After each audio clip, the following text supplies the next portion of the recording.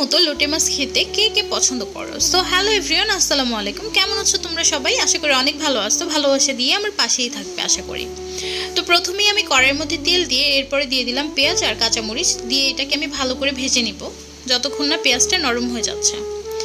পেঁয়াজটা নরম হয়ে আসলে আমি এর মধ্যে অ্যাড করে দিব অল্প একটু পানি মশলা কষানোর জন্য।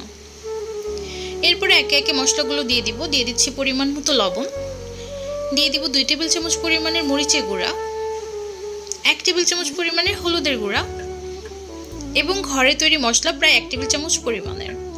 এবারে দিয়ে দিব 1 টেবিল চামচ পরিমাণের আদা এবং রসুন বাটা। এরপরে মশলাটাকে আমি ভালো করে কষাবো যতক্ষণ না উপরে তেল ছেড়ে দিবে।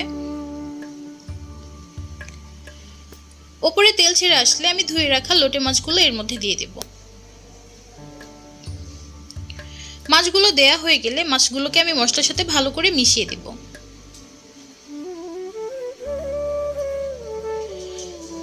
এবারে ঢাকা দিয়ে দিব প্রায় 2 মিনিটের জন্য কষানোর জন্য মাছটাকে। এবারে ঢাকনা তুলে আর একটু হালকা করে নেড়ে দিব যেন নিচে লেগে না যায় আর মাছটা ভেঙেও না যায়, কারণ লোটে মাছ খুবই নরম হয়। এবারে ঝোলের জন্য দিয়ে দিলাম পানি। এরপরে পানির সাথে মাছটাকে ভালো করে মিশিয়ে এরপরে ঢাকা দিয়ে দিব প্রায় 3-4 মিনিটের জন্য।